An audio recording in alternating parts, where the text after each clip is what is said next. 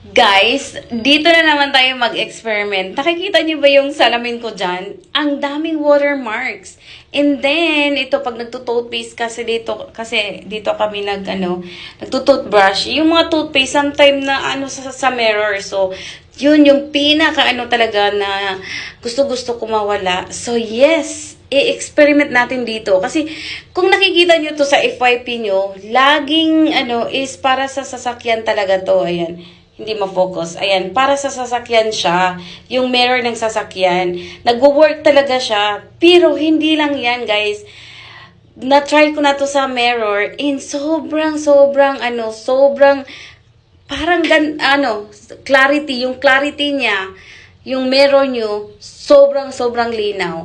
Ayan, so, again, babasain lang natin ng tubig. Ito yung gustong-gusto ko dito sa product na to. Tingnan nyo, 'di ba? Pag nabasa nyo ng tubig, meron pa ring watermarks na nag-iiwan. So ngayon, kasi nga i-experiment na naman natin. So maglagay tayo sa dito sa na to, yung parang tawag dito, yung sponge niya. Lagyan natin ng paste. Ayan, nabasa tuloy yung sabon ko. Ito yung pinakamagandang sabon sa kung gusto nyo pumuti talaga, magpantay yung puti ng yung skin. Anyway, yes. So ngayon, nabasa ko na tuloy. So ngayon, lagyan natin ng kunting paste.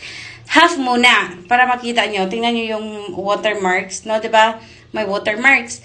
So half muna lalagyan natin. Ayan. So dito muna. Alam nyo ba, napaka-satisfying tong na to. Atong experiment na to, ayan. O, see?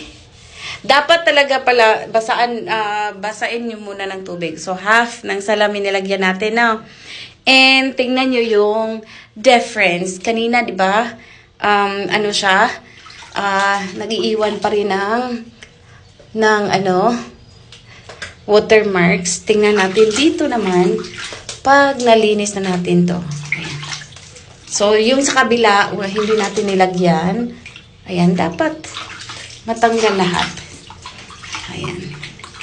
Nakikita nyo guys, magsa-slide lang yung water dyan. O, diba? Diba? Sabi ko sa inyo eh. Kaya kayo bumili na kayo dyan kung gusto nyo ang liwanag ng salamin nyo. Basta tuloy ako. Gusto nyo magliwanag yung salamin nyo. O, diba? See the difference? Spot the difference, guys.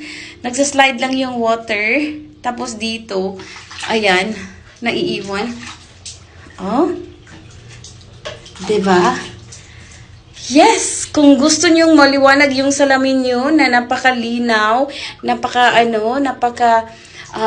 ganda, ayan, bumili na kayo nito sa, i-share ko na lang yung link kung saan ko to nabili. Itong Glass Restore Paste. Sobrang useful talaga nito.